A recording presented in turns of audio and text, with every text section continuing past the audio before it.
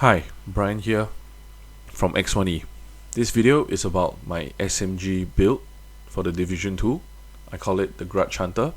It combines Hunter's Fury 4-piece Apex Predator with the Grudge, which is a named submachine gun, the Vindictive Talon.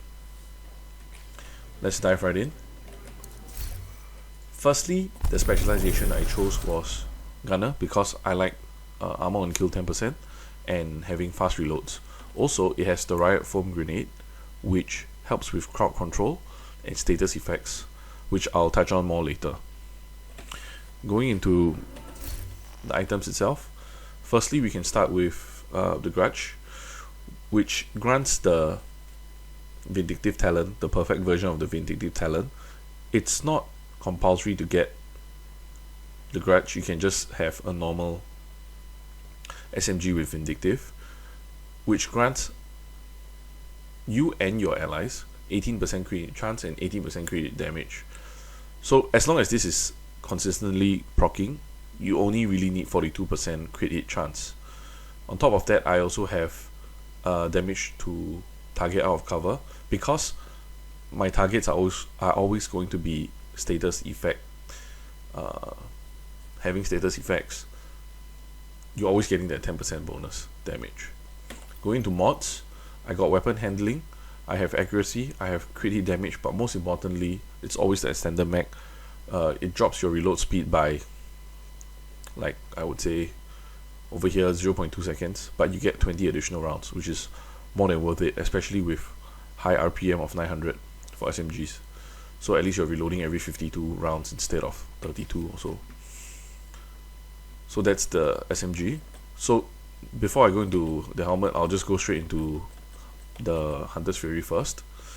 So Hunter's Fury, in summary, gives me a damage buff to enemies, amplifying my damage to them within 50 meters. Also, if I kill the enemy, it will displace within 5 meters and amplify my weapon damage by 5%, which can stack up to 5 times for 10 seconds long. So if I get the full stacks, that's 25% damage, plus the 20% being within 50 meters of me is a total of 45% damage amplification, which is very good. So if you realize, I also chose the talents for the chest and the for the backpack.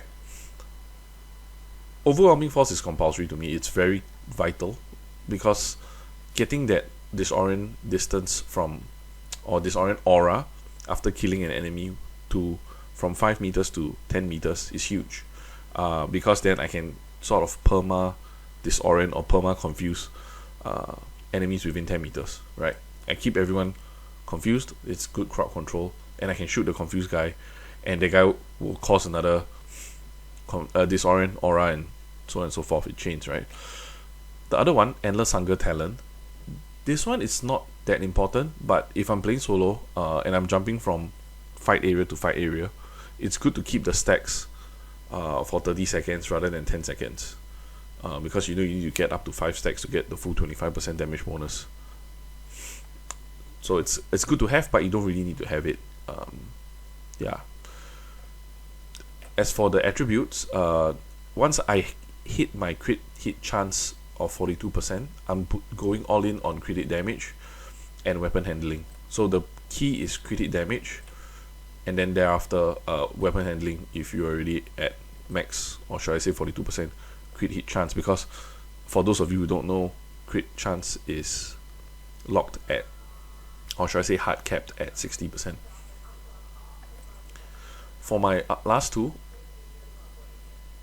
I have Coyote's Mask, which is great for in a group again. Now, because I'm always within 50 meters, I'm getting additional crit hit damage, and I got a good roll for this, right? I got a god roll in a sense, crit hit chance, crit damage, and obviously the one-piece Sokolov for that 10% SMG damage for total of crit hit chance, crit hit damage 6%, 12%, right?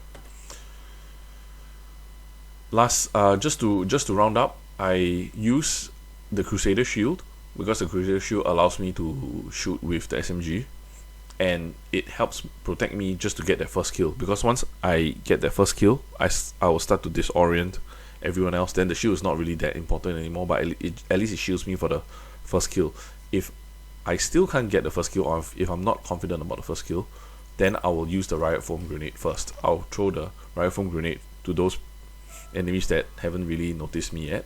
Then they already be status effect because they're stuck, and then I just have to kill one of them, and then it starts the whole confusion chain again. I'll go through it later when I'm doing the demo. And the good old reviver hive, in case I die, because this is a very high risk build, very high risk, high returns build. You go in, you kill one guy, hopefully you kill him before you get yourself down, and then you try to chain the confusion aura. So just a quick look at my stats. Over here, you can see I got 128,000 weapon damage. That's just my base damage, right? Crit hit chance at 42%, which, you know, plus the 18 from Perfect Vindictive, it will be at 61%, but hard capped at 60%.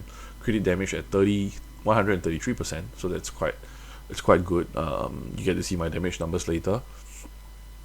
And headshot damage. So headshot damage 70%, accuracy 41%, and stability at 31%. It's really good. It's easy for me to hit that consistent headshots, which obviously, you know, it's more damage. So, and you know, my all weapons damage, because I went full red, I went just pure weapon damage. I didn't go any blues or armor or skill levels, so I went all in on the weapons. So let's have a look at some weapon play. Okay, let's just do this mission. As you can see, it's heroic difficulty. Let's go. As you can see, I'm aiming one particular person, and the confusion aura starts. With my stacks increasing, you can see that my crits are going up to, starting at about 400 plus to about 560,000 damage. And this is with 900 RPM at 60% crit chance.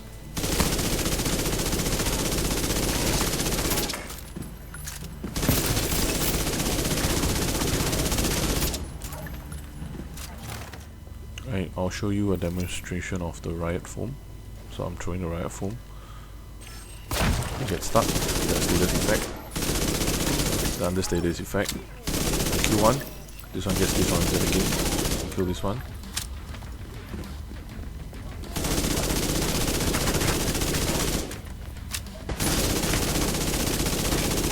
You see, I'm averaging about 700. Sorry, about nearly 600k damage.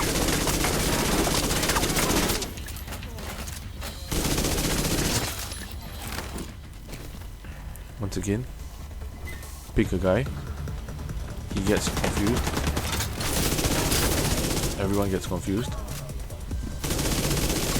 pick another guy, he has to get confused, so and so forth.